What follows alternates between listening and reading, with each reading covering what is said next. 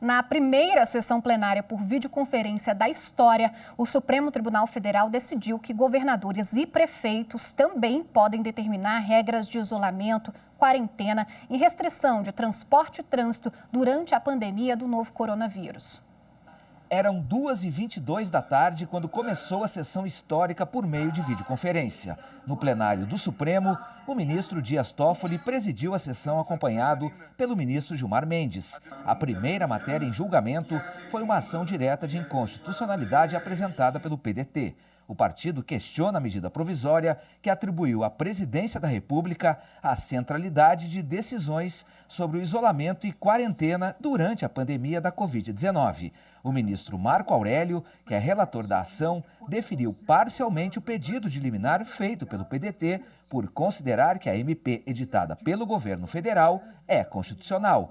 Na sessão, o advogado do PDT defendeu a competência de estados, Distrito Federal e municípios tomarem providências normativas e administrativas durante a crise sanitária. Porque na medida em que a medida provisória 926 exige autorização do presidente da República, mediante os decretos que consideram determinados serviços essenciais ou não, ela esvazia a uma disposição própria da Constituição que atribui aos Estados e que não pode ser derrogada sequer pelos Estados.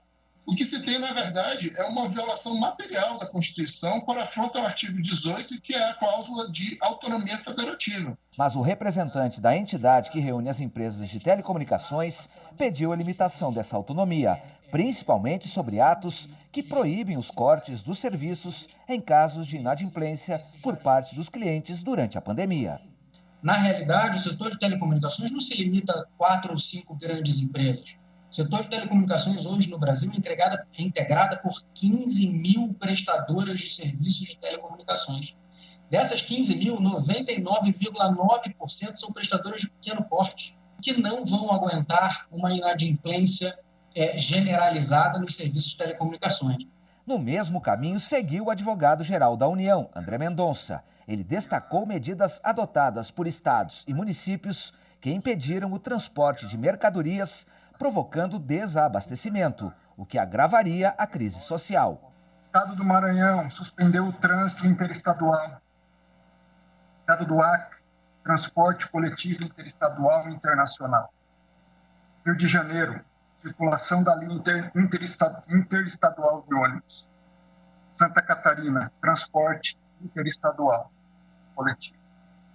Várias dessas medidas já caíram por decisões do judiciário, mas gerando caos, desabastecimento e segurança. O Procurador-Geral da República, Augusto Aras, deu parecer pelo indeferimento da liminar, sob o risco de prejuízos para a população. Há perigo inverso, uma vez que a suspensão da eficácia das normas questionadas da MP 926, de 2020, conferiria legitimidade a um conjunto de atos estaduais e municipais que, de forma descoordenada e sem observância dos parâmetros básicos da Lei 3.979 de 2020, promovem a interrupção dos serviços públicos e atividades essenciais com prejuízo para a população diretamente afetada. Em seu voto, o ministro Marco Aurélio manteve o entendimento de que a MP não fere a norma constitucional, mas também não anula as providências de vigilância em saúde tomadas pelos estados e municípios.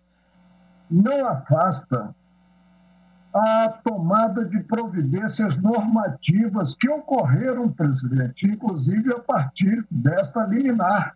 E ainda bem que ocorreram pelos estados, Distrito Federal e municípios. Concluí, então, defiro em parte a medida cauteladora para tornar explícita no campo pedagógico e na dicção do Supremo a competência concorrente.